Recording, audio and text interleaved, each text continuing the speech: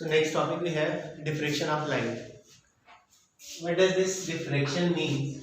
Diffraction means whenever there is a source of light and light is coming from that source, when it falls on any obstacle or it passes through any slit, we can see.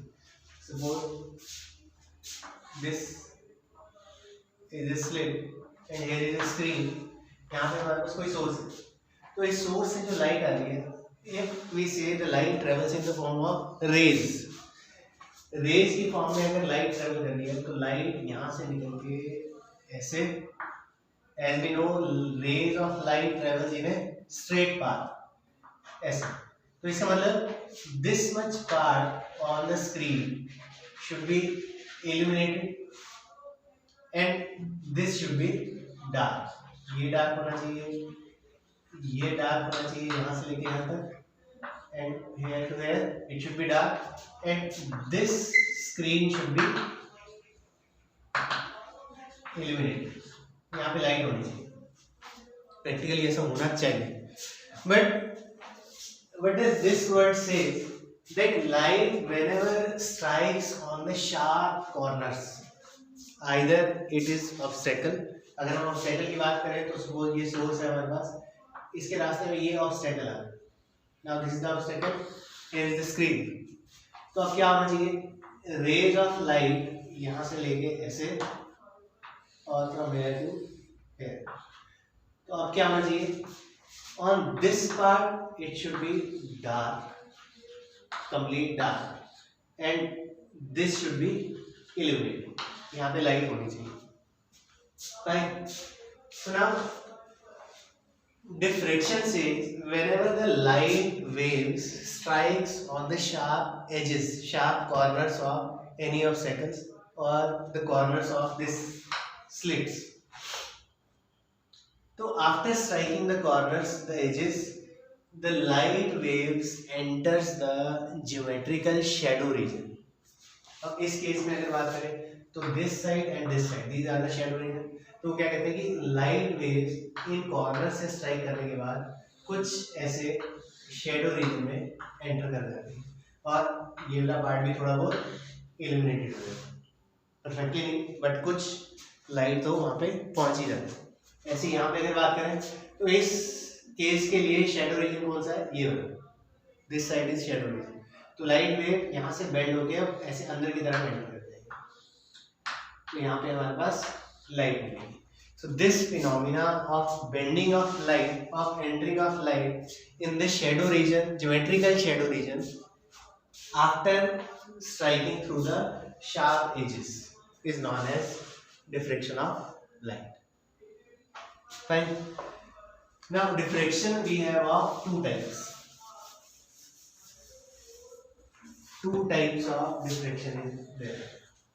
One is Fresnel diffraction and another is Fraunhofer reflection. The difference is, if we talk about Fresnel diffraction, तो हमने wave fronts के बारे में पढ़ा हुआ है. The three types of wave fronts भी है, spherical, cylindrical and plane wave front. Fresnel diffraction में क्या होगा कि source और slit, if we are talking about first case, source और slit के केस में, source और slit के बीच में जो distance है, distance will be finite, मतलब कुछ पता होगा. This is the source and here is the slit.